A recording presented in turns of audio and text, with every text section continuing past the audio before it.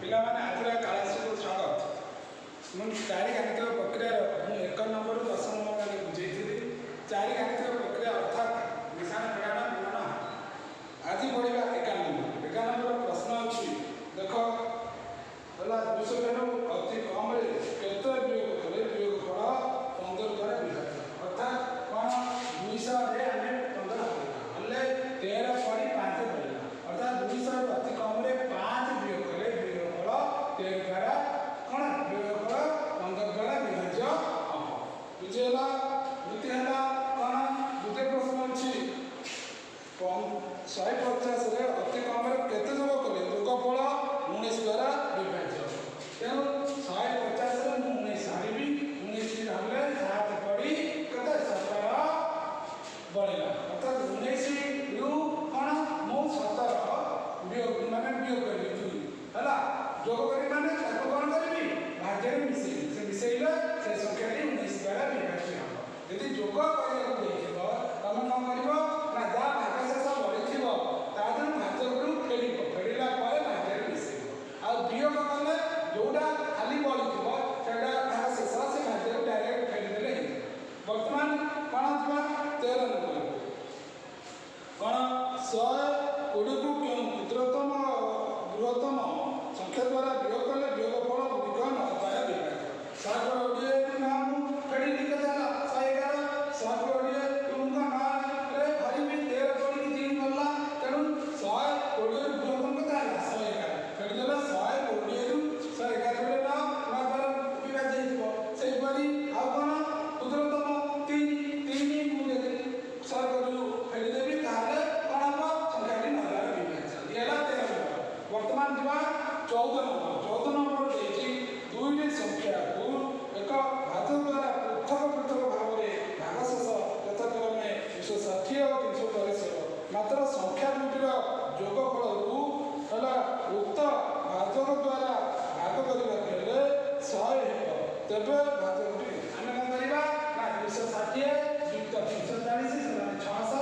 600ରୁ 100 ଫେରିଦେବି 500। ତେଣୁ ଭାଜକଟି ହେବ 500। ସେପରି 15 ନମ୍ବର କର। 15 ନମ୍ବର ଦେଇଛି 3 ଅଙ୍କ ବିଶିଷ୍ଟ କ୍ଷୁଦ୍ରତମ ସଂଖ୍ୟା ଦୁଇଟି 11 ଦ୍ୱାରା ବିଭାଜ୍ୟ। 3 ଅଙ୍କ ବିଶିଷ୍ଟ କ୍ଷୁଦ୍ରତମ ସଂଖ୍ୟା ଆମେ ଜାଣିଛୁ 100।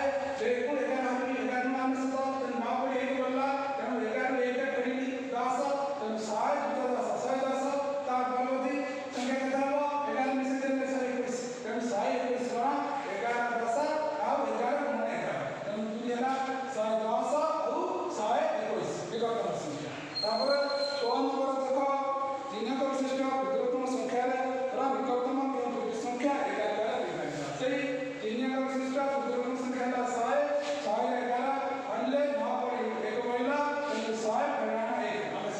99ରୁ ମୁଁ 11 ମିଶେଇଦେଲି କେତେ ହେଲା 110। ଦୁଇ ସଂଖ୍ୟା ପାଇଗଲ। ତାପରେ ପିଲା ଦେଖ 7 ନମ୍ବର ଭେରି ଇମ୍ପୋର୍ଟାଣ୍ଟ କ'ଣ ଦେଇଛି ମେନକା ସୁଷମା ଓ ବନଜାର ବୟସ ମିଶି 35 ବର୍ଷ। 3 ଜଣଙ୍କ ବୟସ ହେଲା 35। ମେନକା ସୁଷମା ଠାରୁ 4 ବର୍ଷ ବଡ଼ ମାତ୍ର ମେନକା ଠାରୁ 3 ବର୍ଷ ସାନ। ତେବେ କାହାର ବୟସ କ'ଣ ମେନକା ବନଜା ଓ ସୁଷମାର ବୟସ ମିଶି 35 ବର୍ଷ। ମେନକା ଠାରୁ ବନଜା 3 ବର୍ଷ ସାନ ହେଲେ 3 ଜଣଙ୍କର ବୟସ ମିଶି ହେବ କ'ଣ ପ୍ରଶ୍ନ ଅନୁସାରେ 35 ଯୁକ୍ତ 4 ଯୁକ୍ତ 3 ତେଣୁ 35 ତାର 36। ତେଣୁ ବନଜାର ବୟସ ହେବ 3 ଜଣ ମିଶି 36।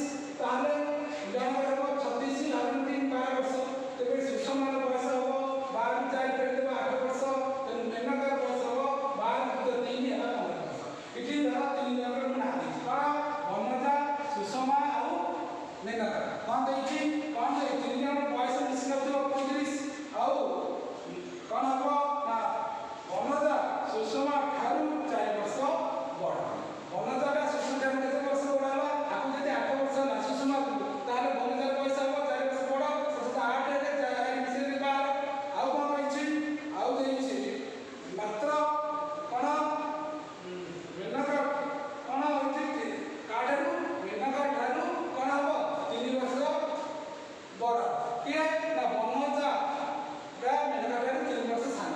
15ରୁ 12 ଗଲେ 3। ତେଣୁ କ'ଣ ହେଲା ବନଜାଟା ସୁଷମା ଠାରୁ 4 ବର୍ଷ ବଡ଼ ହେଇଗଲା। କିନ୍ତୁ ବନଜାଟା ମେନକା ଠାରୁ